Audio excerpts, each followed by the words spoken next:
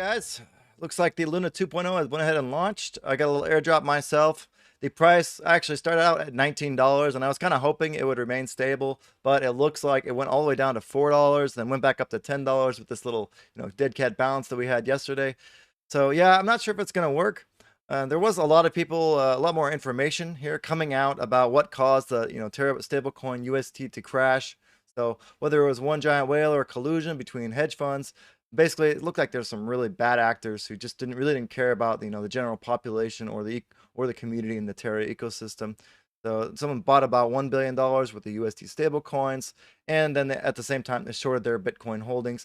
And it's quite likely that it was the same group of people that basically let Do Kwon purchase Bitcoin with UST. There was a lot of withdrawals that were made from Anchor, decentralized finance, and protocol based, and basically a lot of people just got really scared with the sudden drop in the price, and then they withdrew, and it created this death spiral. And this was something I was really afraid of, especially when I saw the markets dropping. That's why I've been kind of focusing on a lot of stablecoin videos. If you've been paying attention to my channel, I've been focusing a lot on stablecoin videos.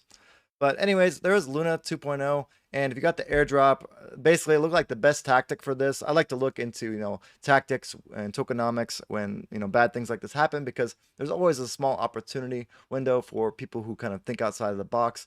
So the best thing to do in this kind of situation, it seems like, was to sell UST as soon as the depeg happened, because the snapshot was taken right then. And if you manage to sell for, like one of my friends, he managed to sell at 80 cents.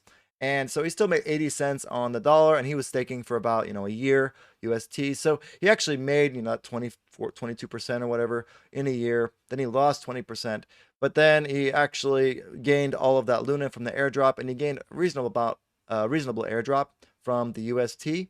And then he also learns, he also gets the 75% rest of the airdrop in a year's time or whatever, whenever the the vesting period ends. So it looks like that was the option. With regards to really large, dApps that are built on the Terra Luna ecosystem, for example, Prism Protocol, they still haven't really released a ton of information about what kind of airdrop they're going to do to the Luna 2.0, blockchain. And, Luna Classic is pretty much dead. You can't really do much on it just because the Luna price has been just so decimated that there's just not much you can do.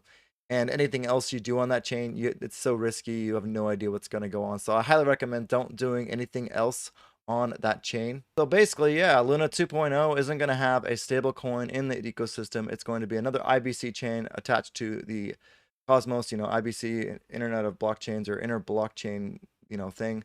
And it's going to be really useful to go from blockchain to blockchain. It's going to have all the cool dApps that had Prism Protocol, as well as Astroport and all these other dApps that are, I think, still going to probably stay on the Luna ecosystem, because the price isn't completely ridiculous. It's like $8 right now, I think. So yeah, I'm excited for the Luna ecosystem, but personally, I'm going to stay away, because one of the biggest things for me was that synthetic stablecoin. I really like the idea behind it. And just a note to you guys, for those of you guys who are actually looking at other synthetic stablecoins, I have looked at a few. Tron has launched one, which is very similar to Luna, except for they are backed by a $12 billion fund, and they have a limited amount of minted supply of the USDD token. So there's no way the death spiral could really happen. They just kind of mint slowly, and they're taking it a little bit slower pace than, Luna UST was taking it. So I think that's a much better approach. Also, Near Protocol seems like they're doing something as well. So I'm keeping my eye on these different protocols, just because I think it's good to keep your portfolio, balanced.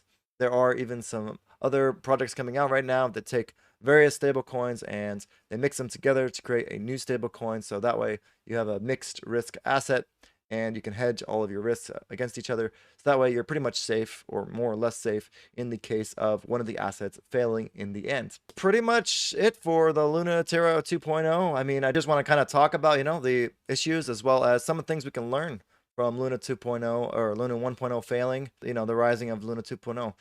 Thank you guys for viewing, and I'll see you guys all in the next video.